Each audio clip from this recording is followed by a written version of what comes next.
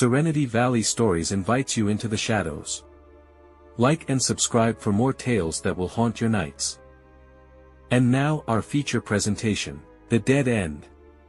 It was a typical Friday night at college, cheap beer, bad decisions, and a few too many shots of whiskey. The five of us, me, Lauren, Jeremy, Nick, and Sarah, had been holed up in our dorm room, laughing about nonsense, getting loud enough for the people next door to bang on the wall. The night had been fun until Jeremy pulled out the Ouija board. "Let's do something creepy," Jeremy slurred, waving the board like it was some prize. His eyes were glassy, and I knew he'd had too much to drink. We all had. "Put that thing away," I said, trying to sound stern, but my own tipsy giggle betrayed me. "Oh, come on, Alex," Lauren teased, pushing a strand of her dark hair behind her ear. "It's just a board." "What, you scared?" "No," I lied. "I just think it's stupid." "Liar," Jeremy snickered. "You're terrified." It didn't take long for the rest of the group to join in, egging me on, laughing at my discomfort. I could feel my resolve slipping as they chanted, "Do it, Alex. Do it." And before I knew it, I was sitting on the floor with my fingers resting on the planchette, my heart thudding louder than I wanted to admit. We lit a few candles for effect, though in our drunken state, I wasn't sure we even needed them. The flickering light cast eerie shadows on the dorm walls, making the room feel smaller, tighter. I could feel the alcohol buzzing through me, dulling my judgment, making everything seem more surreal. Jeremy took charge, his grin wide and goofy. "All right, let's see if there's anyone who wants to talk to us." "Who are you gonna call? Ghostbusters?" Nick yelled, earning a round of laughter from the group. It was stupid, immature, and honestly, exactly what we were used to. "Everyone put your fingers on the planchette," Jeremy instructed. We all complied, though the sense of unease was creeping into me. I could feel it, despite the alcohol, something didn't feel right. "Spirit, is there anyone here with us?" Jeremy asked, his voice mocking. At first, nothing happened, and I let out a small breath of relief. It was dumb. Just a dumb game. There was no spirit here. But then the planchette began to move. It was subtle at first, like someone nudging it.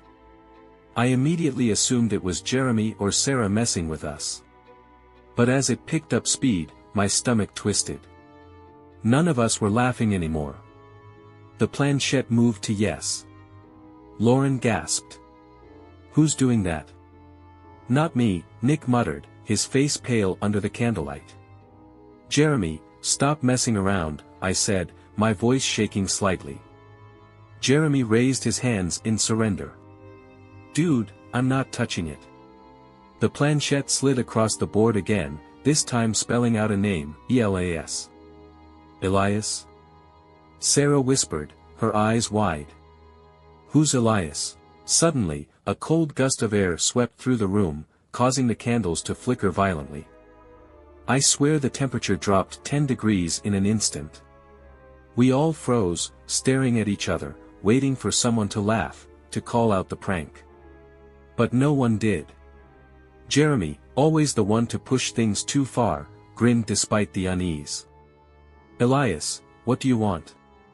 The planchette moved again, quicker this time, like it had a mind of its own. The board spelled out, TRAP. "What the hell does that mean?" Nick asked, his voice rising in panic. Before anyone could answer, the room plunged into complete darkness. The candles blew out simultaneously, and the faint hum of the lights and air conditioning stopped, leaving us in an eerie silence. I scrambled for my phone, shaking as I fumbled to turn on the flashlight. When the light finally flicked on, I saw the others, wide-eyed, pale, and terrified. But the worst part was the door. Nick ran toward it, yanking the handle, but it wouldn't budge. "It's stuck," he shouted, panic rising in his voice. "No way," Jeremy said, trying to force it open himself. "It was fine earlier. This is some kind of joke." But it wasn't. The windows wouldn't open either, not even when Lauren tried to break one with a chair. We were trapped. And that's when the real horror started. At first, it was the whispers. Faint, barely audible, but enough to make the hairs on my arms stand up. They came from nowhere and everywhere at once, circling the room like a sinister wind. I couldn't make out the words, but the tone, low, menacing, sent chills down my spine. "What the hell is that?" Sarah whimpered, pressing herself against the wall as if she could somehow blend into it and disappear. "I don't know," I whispered back, feeling my throat tighten. Then, the shadows started to move. I don't mean flicker like before, when the candlelight played tricks on our eyes. These shadows shifted, stretched, and grew, creeping along the walls like something alive. Something hungry. "There!" Lauren screamed, pointing at the far corner of the room. I shined my phone's flashlight toward it, and for a split second, I saw it. A face. Not a human face, something much worse. Pale, gaunt, with hollow, dark eyes and a twisted, leering grin that made my skin crawl. And just as quickly as it appeared, it vanished into the darkness. "We have to get out of here," Nick yelled, pounding on the door again, but it was useless. Nothing worked. We were trapped, just like the board had said. Panic set in, and we all started shouting over each other. Jeremy tried to calm everyone down, but the fear was too much. The shadows seemed to grow thicker, the whispers louder. I could barely hear my own thoughts.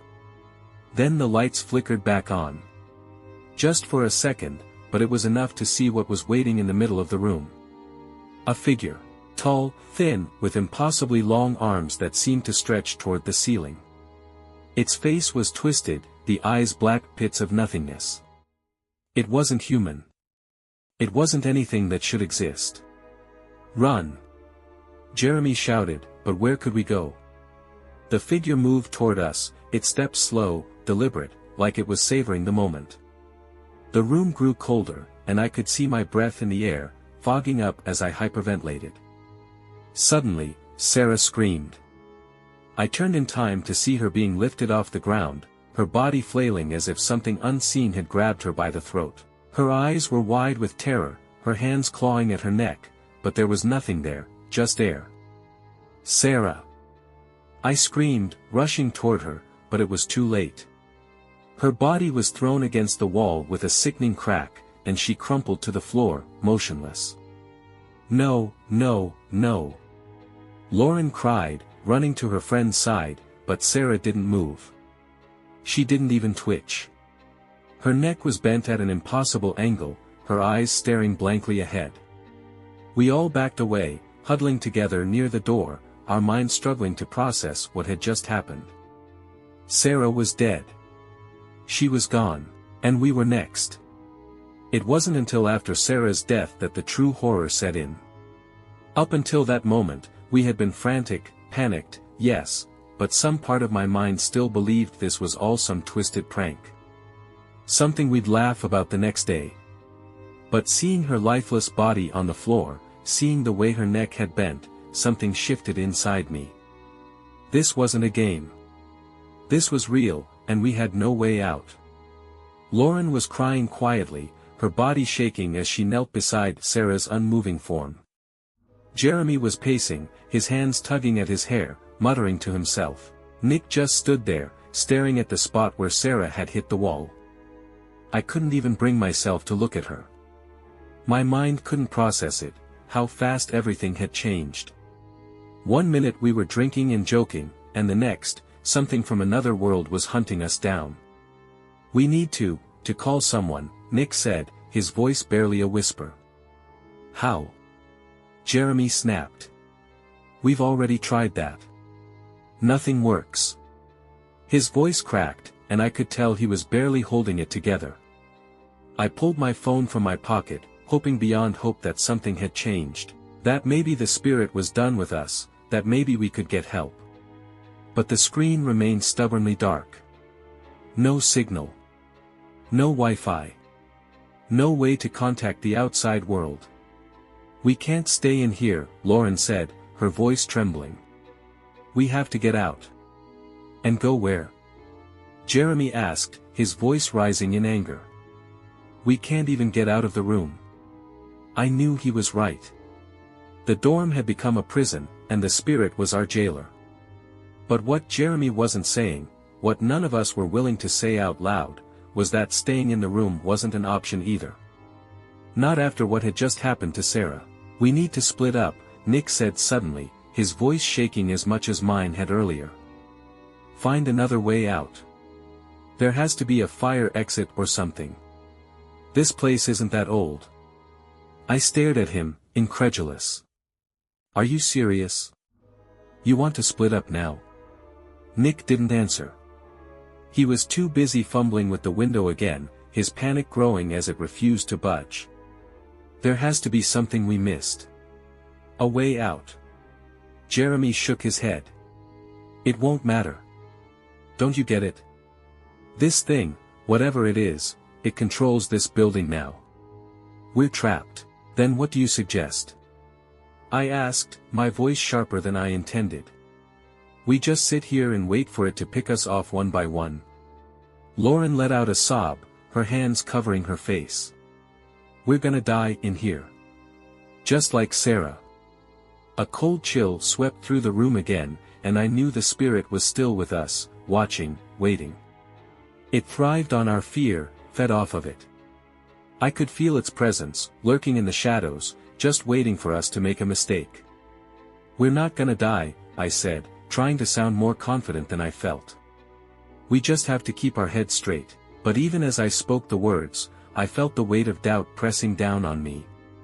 How were we supposed to fight something we couldn't even see? Something that had already killed one of us without even lifting a finger? Suddenly, the room felt smaller, the walls closing in around us. I could hear the whispers again, louder now, more insistent. They seemed to be coming from all around, filling the air with a sense of impending doom. Let's move, I said, grabbing Lauren's arm and pulling her to her feet. We need to stay together. We'll check the other rooms, maybe find something that can help. Jeremy looked like he wanted to argue, but he didn't. None of us had any better ideas. We left Sarah's body where it lay, none of us had the strength to move her, and crept out into the hallway. The building was deathly silent, the kind of silence that pressed against your ears, making you hyper-aware of every breath, every heartbeat. We tried the doors of the other dorm rooms. Locked. No matter how hard we pulled or kicked, they wouldn't budge. It was like the entire building was sealed tight, keeping us trapped inside with the thing that was hunting us. Jeremy stopped at the end of the hall, staring at the fire exit door. He ran up to it, pounding on the metal with his fists, shouting for help. But no one came. The door remained firmly shut. This isn't happening, he muttered, slumping to the floor. Lauren stood next to me, her breathing ragged. We're all going to end up like Sarah, aren't we? No, I said quickly. We're going to figure this out. But I didn't believe my own words. Not anymore. Suddenly, the lights flickered, casting long, distorted shadows across the hallway. And just like that, the figure appeared again, tall, looming, with that twisted grin that seemed to stretch impossibly wide. It stood at the far end of the hallway, watching us. Run! I shouted, grabbing Lauren's hand and pulling her down the hall. We sprinted toward the stairwell, the others following close behind. The spirit didn't chase us, but its presence clung to the air like a suffocating blanket. It wanted us to run. It wanted to see us suffer. We reached the stairs and bolted down, our footsteps echoing in the empty stairwell. But as we reached the ground floor, the door leading to the outside slammed shut with a deafening bang. No, no, no! Nick screamed, throwing himself against the door. But it wouldn't open. The spirit was toying with us, dragging out the terror, feeding on our desperation. And then, I heard it.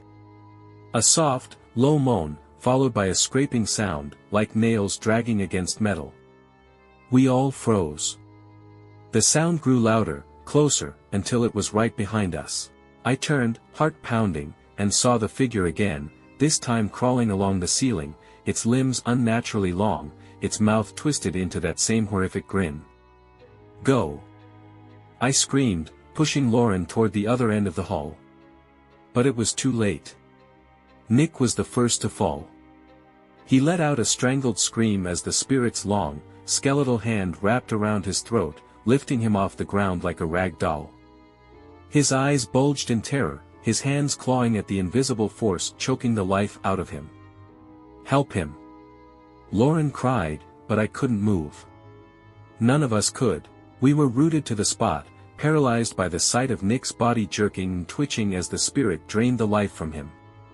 With a sickening snap, Nick's neck twisted, and his body went limp. The spirit dropped him to the floor, its black eyes turning toward the rest of us. "We have to get out of here," Jeremy muttered, pulling at my sleeve. "Now." I didn't need to be told twice. We ran, adrenaline pumping through our veins, hearts pounding in our ears. But no matter where we went, no matter what door we tried, we couldn't escape. The building was a labyrinth of locked doors and dead ends, all leading us back to the same hallway, back to the spirit. "We're trapped," Lauren whispered, her voice broken. "There's no way out." I looked around, desperate, my mind racing for a solution. The board. It had started with the Ouija board. Maybe, just maybe, it could end there too. "Get back to the room," I said, grabbing Lauren and Jeremy's hands. "We have to end this." The hallway stretched out in front of us, the flickering lights casting distorted shadows on the walls. I could hear the whispers again, louder this time, like they were right next to me. My heart pounded in my chest as we raced back to the room, slamming the door behind us. The board sat in the middle of the floor, as if it had been waiting for us. I didn't know what to do, but I knew we had to try something. "Everyone, put your hands on the planchette." Jeremy and Lauren hesitated, but they complied, their faces pale with terror. I closed my eyes, praying for something, anything, that would end this nightmare. "Spirit, we release you. Leave us." The planchette moved, but not in a way I expected. It darted around the board, faster than any of us could follow. And then, just as suddenly as it had begun, it stopped, the air in the room growing deathly still. The spirit was gone. The doors unlocked. We were free. But as we stumbled out into the hallway, battered and broken, I knew one thing for certain: whatever we had summoned, whatever evil we had unleashed, it wasn't finished with us. Not by a long shot. Thank you for watching Serenity Valley Stories. If you enjoyed this story, please like the video, subscribe to the channel, and hit the notification bell so you never miss another scary tale. Share your thoughts in the comments below.